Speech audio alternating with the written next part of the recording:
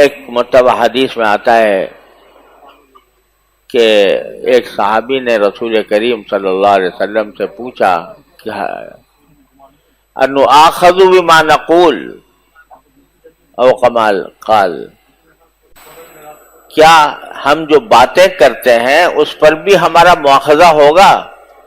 اللہ تعالیٰ کے ہاں جا کر اس پر بھی ہماری گرفت ہوگی، پکڑ ہوگی کہ منہ سے تم نے کیا بات نکالی تھی؟ تو رسول کریم صلی اللہ علیہ وسلم نے اس کے جواب میں ارشاد فرمایا کہ هل يكب الناس في النار الا حصائد السنتهم او كما قال صلی اللہ علیہ وسلم،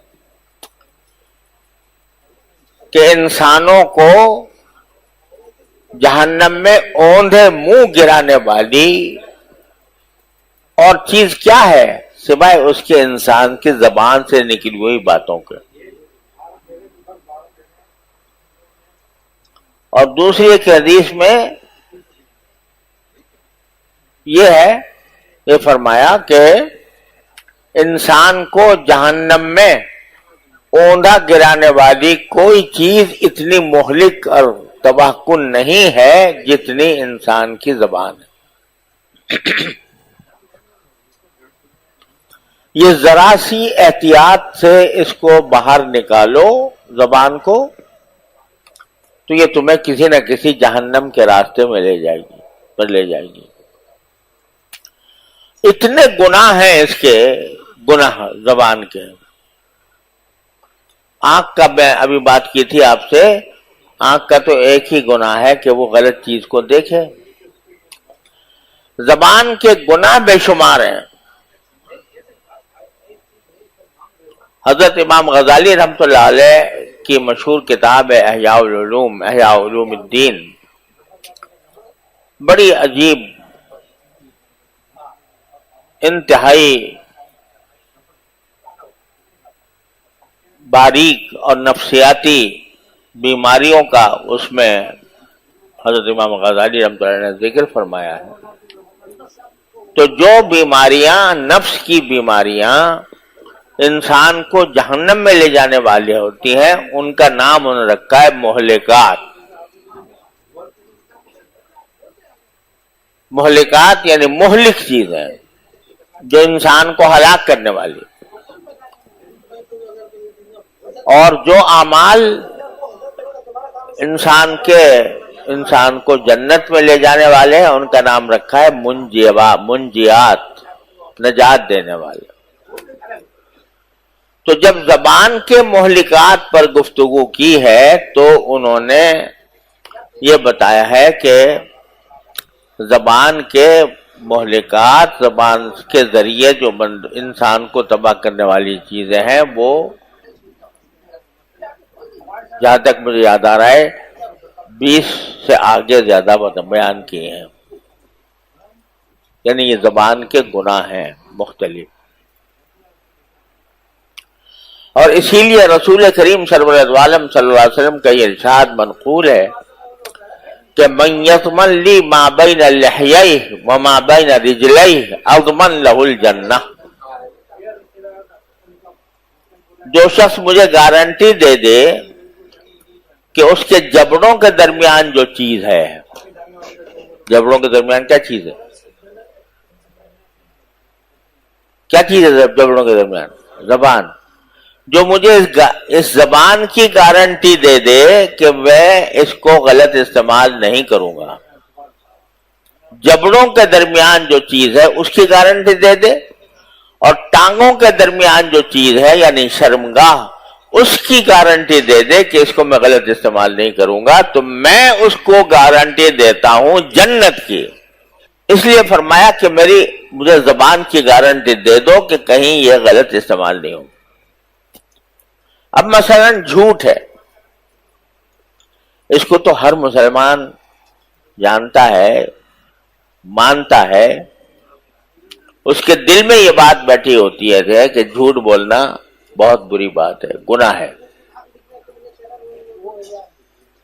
لیکن جب زبان کے استعمال کا وقت آتا ہے تو اس وقت میں سچ بولنے کا اہتمام کی طرف جتنی توجہ ہونی چاہیے اتنی نہیں ہوتی.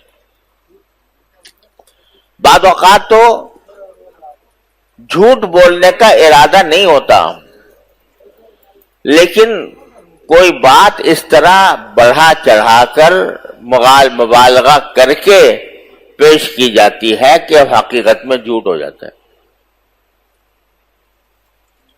جھوٹ بولنے کا ارادہ نہیں تھا، لیکن کوئی بات نقل کی اور اس بات میں اپنی طرف سے کچھ مبالغہ آمیزی کر دی، کسی چھوٹی بات کو بڑھا چڑھا کر ذکر کر دیا، تو یہ بھی جھوٹ کا ایک فرد ہے. اور کوئی بات دوسرے کی نقل کی، کوئی بات سنی، افواہ سنی، کوئی تحقیق کی نہیں کہ واقعہ یہ بات صحیح ہے یا نہیں ہے، تحقیق نہیں کی. ٹھیک خبر کچھ مزیدار ہونے کے معنی یہ کہ اس کو دوسروں کو سنانے میں ایک طرح اپنی بڑائی کا اظہار ہوتا تھا کہ دیکھو کتنی دور کی خبر لے کے آیا ہے. بعض لوگوں کو یہ بڑا ذوق ہوتا ہے کہ میں سب سے پہلے کسی واقعے کی خبر سب سے پہلے میں سناؤں، یہ اعزاز میں حاصل کروں کہ سب سے پہلے یہ خبر میں نے دی تھی. بہت سے لوگوں کے دماغوں میں یہ خبط ہوتا ہے، مجھ سے پہلے کوئی نہ دے، میں جا کے خبر لوں. ابھی شوق میں کہ پہلی خبر مجھ سے ملے، کوئی دوسرا آ کر نہ دے، مجھ سے ملے، تو جو بات سنی اس کی کوئی تحقیق بھی پوری نہیں کی، آدھی تہائی سنی، پوری تحقیق بھی نہیں کی، اور جا کر چلتا کر دیا اس کو آگے کہ جی پہلا واقعہ پیش آ گیا. اب یہ کیا ہے؟ یہ وہی ہے جس کے بارے میں حدیث میں رسول کریم صلی اللہ علیہ وسلم نے ارشاد فرمایا کفا بالمرء کذبا ان یحدث بکل ما سمع. انسان کے جھوٹا ہونے کے لیے یہ بات کافی ہے کہ وہ جو بھی سنے اس کو آگے تک نقل کر دے بغیر تحقیق کے. افواہیں اسی طرح پھیلتی ہیں، اور افواہوں کے پھیلنے سے معاشرے کو سخت نقصانات بھی پہنچتے ہیں اسی وجہ سے. لیکن آج کل ہم افواہ ترازی سے، افواہ سازی سے، افواہوں کو پھیلانے سے کسی طرح بھی پرہیز نہیں کرتے. نتیجہ یہ کہ غلط سلط خبریں دنیا میں پھیلتی رہتی ہیں. اس میں کبھی کسی بے گناہ کے اوپر کوئی الزام لگا دیا جاتا ہے جھوٹا، کبھی کسی کی عزت اتار لی جاتی ہے، کبھی کسی کے بارے میں بدگمانی پیدا کر دی جاتی ہے، کبھی کسی کو ذلیل کر دیا جاتا ہے، اور کبھی کسی کو اپنے عزت کے اصل مقام سے اٹھا کر آسمان پہ پہنچا دیا جاتا ہے بے تحقیق خبروں کے ذریعے. تو یہ خرابیاں کہاں سے آ رہی ہیں؟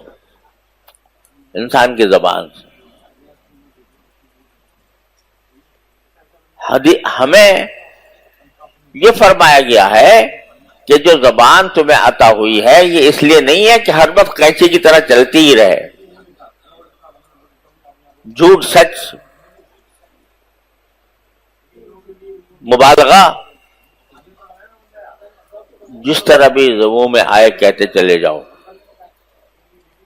اس لیے ہے کہ پہلے تولو پھر بولو. وَقُولُوا لِلنَّاسِ حُسْنًا، قرآن کریم نے اصول یہ بتا دیا کہ لوگوں سے جب بات کرو تو اچھی بات کرو. اس اچھی کے لفظ میں سبھی کچھ آ گیا.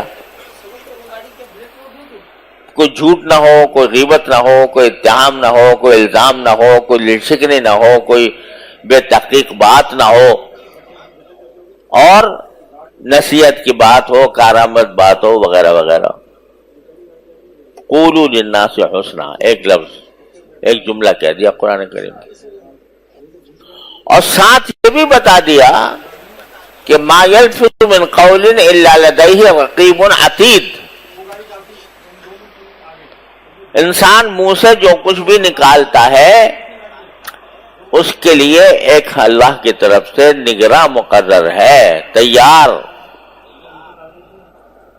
یعنی اس کو ریکارڈ کرنے کے لیے، اس کو اپنے پاس محفوظ کرنے کے لیے ایک نگراں مقرر ہے. وہ ریکارڈ ہو رہا ہے، جو لفظ بھی منہ سے نکال رہے ہو ریکارڈ ہو رہا ہے.